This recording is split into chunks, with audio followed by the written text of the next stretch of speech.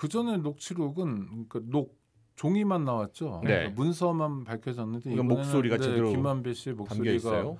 나오죠. 네, 그러니까 뭐 부인하기 어려운 건데 윤석열 후보는 그냥 거짓말이다라고 간단하게 부인했는데요. 네. 뭐 그렇게 말할 수도 있지만 이 중요한 현안을 그렇게 넘어갈 수는 없는 것 같고요. 일단 뭐 청취자 여러분들께서도요 포털이나 유튜브 같은 데서 뉴스타파 검색하시면 들어가서 보실 수 있습니다. 그게 네. 딱 12분 정도밖에 안 되는 짧은 동영상이어서 보시면 아마 이 사건이 어떻게 전개된 건가 알 수 있는데요. 진짜 중요한 현안이라 좀 말씀드리려고 합니다. 일단 지금 대선에서 가장 큰 쟁점이 누가 뭐래도 대장동이 돼버렸어요. 네. 윤석열 후보는 이재명 후보를 겨냥해서 끊임없이 몇 차례 TV 토론에서 대장동 얘기를 많이 했습니다. 대장동 이야기만 하고 있는 것 같다라는 얘기도 하더라고요. 네네. 예. 그럴 정도로 네. 많이 얘기했습니다. 이재명 후보가 오히려 좀 방어하는 듯한 그러다가 이제 마지막 토론 가서는 특검으로 이제 붙기도 했죠. 네.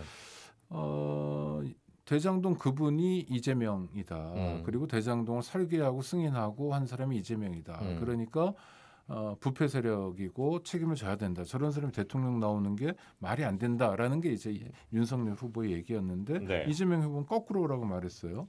왜냐하면 개발 사업은 중요한 게 돈이 오가는 게 중요한데 나는 대장동 개발을 하는 사람들로부터 돈을 뺏어서 성남 시민들에게 공공환수를 했던 사람이다. 네네.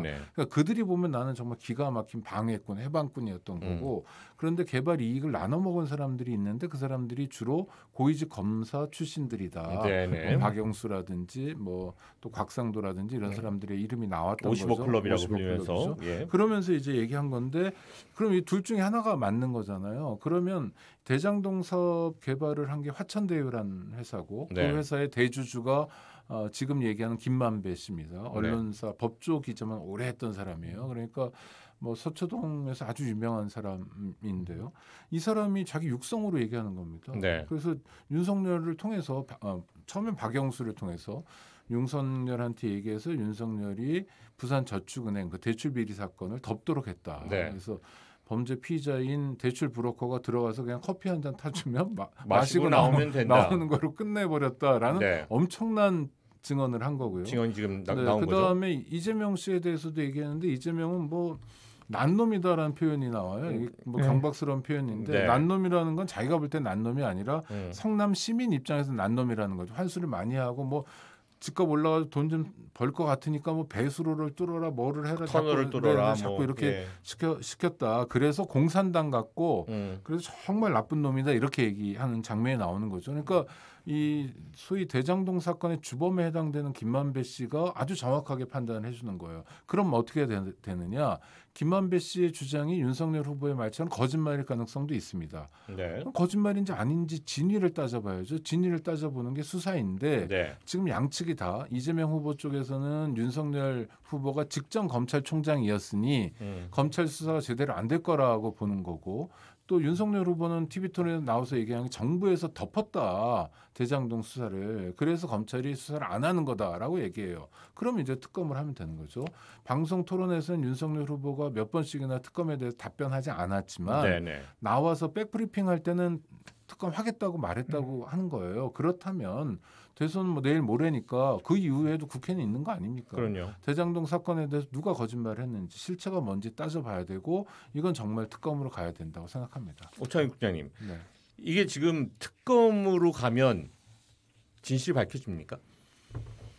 그러니까 특검으로 가면 지금 검찰보다는 조금 가능성이 높아질 수 있는 거죠. 네, 왜냐하면 특검이라는 게 뭐 이제 2명 해가지고 그 중에 대통령이 1명 하는 거잖아요.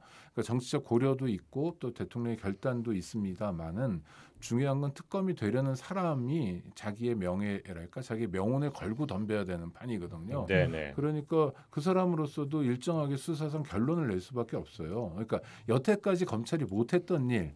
또는 뭐 공수처든 경찰이 못했던 일을 새로운 수사와 기소 기관으로서의 특별검사가 해야 되는 상황이기 때문에 네네. 특검이라는 거는 자기 역할을 할 수밖에 없을 거라고 생각합니다. 그러니까 이게 진실은 밝혀져야겠지만은 박영수 특검에 윤석열 검사가 있었고 그분들이 그대로 또 지금까지 또 여기에서 대선 후보가 되어 있고 그렇기 때문에 뭐 이것이 대검 특검이 중수부장 했던 사람만 특검을 하라는 법은 없는 거고요. 네. 특검하실 분을 정말 누가 봐도 강직하고 법조계 인맥에서부터 좀 자유로운 분을 우리가 고를 수 있다면 네네. 좀 좋은 결과를 얻을 수 있을 것 같고요. 또 자료가 다 나와 있는 상황이기 때문에 취합하는 건 크게 어려울 거라고 생각하지 않습니다.